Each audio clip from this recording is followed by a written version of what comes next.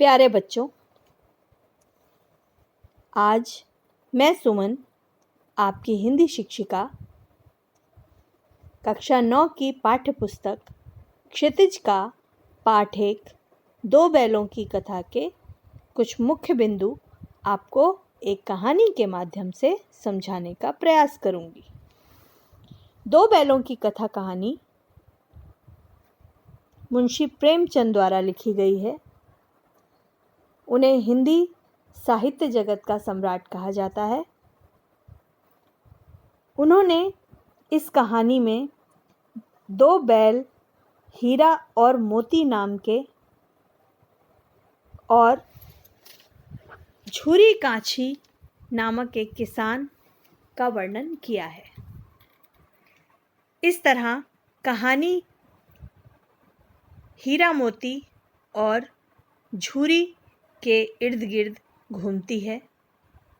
इस कहानी में एक छोटी बच्ची है, एक कसाई है और साथ ही झूरी का साला भी है जिसका नाम गया है।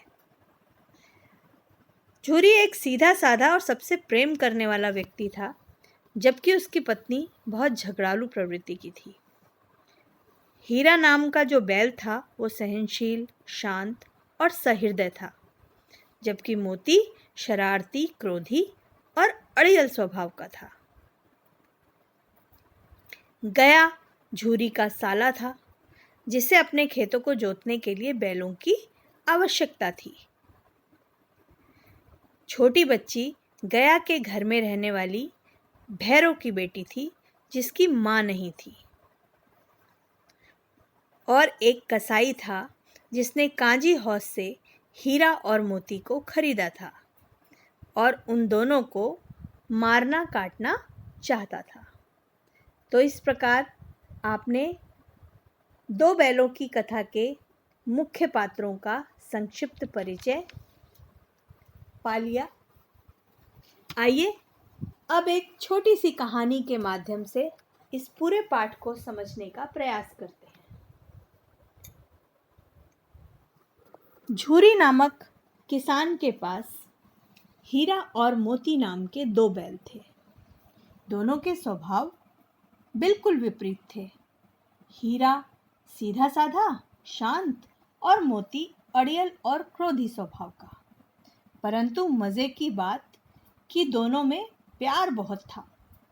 झूरी भी उनसे बहुत प्रेम करता था। वह कभी भी उन्हें मारता पीटता नहीं था। एक बार झूरी की पत्नी का भाई दोनों को अपने साथ अपने गांव ले जाने लगा। बैल उनके साथ जाना नहीं चाहते थे, इसीलिए रास्ते में उन दोनों ने गया को बहुत तंग किया। मोती बाएं भागता तो हीरा दाएं। इस प्रकार पूरे रास्ते वे दोनों गया को छकाते गए। किसी प्रकार दोनों को लेकर आखिरकार गया अपने घर पहुंच ही गया और दोनों के आगे सूखा चारा डाल दिया। परंतु दोनों ने चारे को मुंह भी नहीं लगाया, क्योंकि वो वहां रहना ही नहीं चाहते थे। रात होने पर दोनों ने वहां से भाग जाने का निश्चय किया। इस प्रकार जोर लगाकर उन्होंने अपनी रस्सियां तोड़ डाली और भाग निकले। सुबह सुबह झूरी के पास पहुंचे। झूरी उन्हें देखकर बहुत खुश हुआ, परंतु उसकी पत्नी उन्हें दोनों को देखकर बुरी तरह से जल भुन गई और बहुत बुरा भला कहने लगी। उसने भी उन्हें रूखा सूखा भूसा ही दिया। फिर भी वो झूरी के पास रहकर बहुत खुश थे। परंतु ये क्या, अगले दिन गया फिर से आ गया और पुनः उन्हें लेकर अपने घर चला गया। अब की बार गया का व्यवहार उन दोनों के साथ पहले की अपेक्षा बहुत बुरा हो गया था। वह सारा दिन उनसे खेत जुतवाता, बहुत सख्त काम लेता, मारता पीटता और बदले में रूखा सूखा चारा देता। वे दोनों बहुत लाचार हो गए थे। गया के घर में एक छोटी बच्ची भी रहती थी। वह रात में सबसे छुपकर उन दोनों को बड़े प्रेम से एक एक रोटी खिलाती। परंतु वह एक रोटी उनके लिए पर्याप्त नहीं थी। परंतु बच्ची के प्रेम के आगे अपना अपमान भूल जाते थे और खुश हो जाते थे। परंतु ऐसा कब तक चलता? एक दिन मोती को रस्सी तोड़ने का प्रयास करते हुए देख बच्ची ने उन दोनों की रस्सियां खोल दी और उन दोनों को वहां से भगा दिया। अब एक बार फिर हीरा मोती पूरी तरह आजाद थे। रास्ते में उन्हें एक सांड मिल गया जो कि उनकी ओर मारने के लिए लपका और वह सांड से बचने की कोशिश में बहुत बुरे फंसे। कुछ लोगों के द्वारा पकड़े गए। उन लोगों ने हीरा मोती को पकड़कर कांजी हाउस में बंद कर दिया। कांजी हाउस एक वो स्थान होता है जहाँ पर पशुओं को रखा जाता है।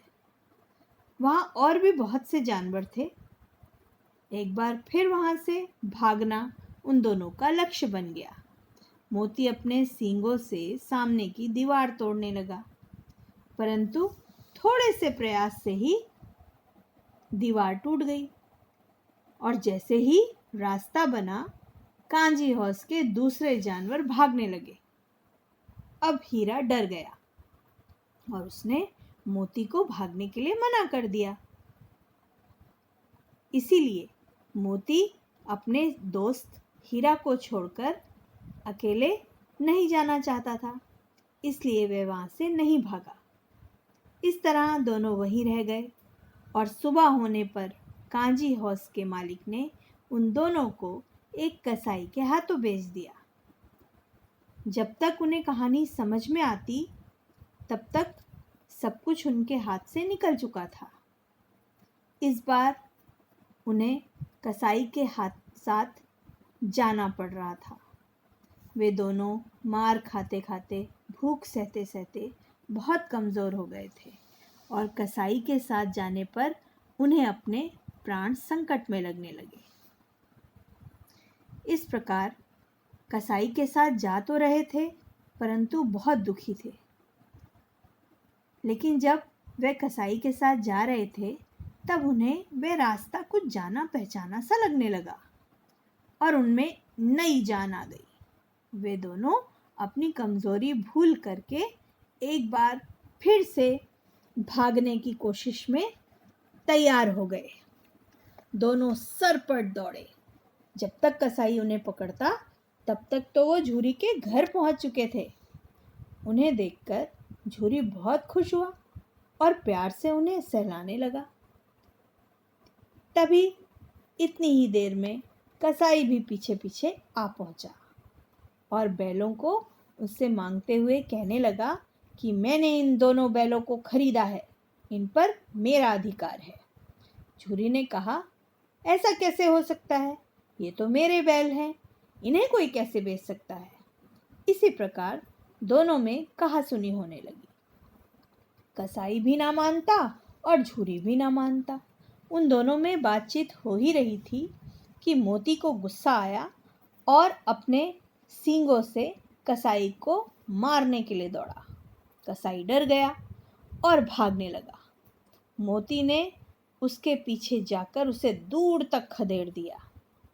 फिर क्या था, हीरा और मोती दोनों बैलों के जीवन में फिर से खुशियां आ गई, क्योंकि इस बार झूरी की पत्नी भी उनसे प्रेम से सहला रही थी।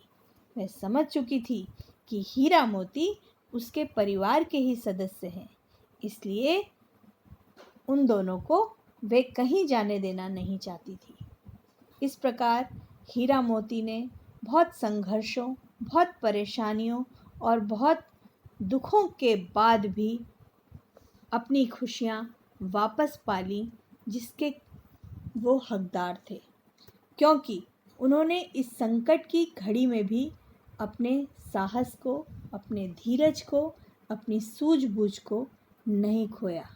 तो आशा है आप लोग इस कहानी का सार समझ गए होंगे और अब आपको ये समझ में आ गया होगा कि कितनी भी विपत्ति क्यों ना आए, हमें धीरज नहीं खोना चाहिए। इसी के साथ प्यारे बच्चों, स्वस्थ रहें, सुरक्षित रहें और विकट परिस्थितियों से जूझना सीखें। आगे का कार्य हम अगले कालांश में करेंगे। धन्यवाद।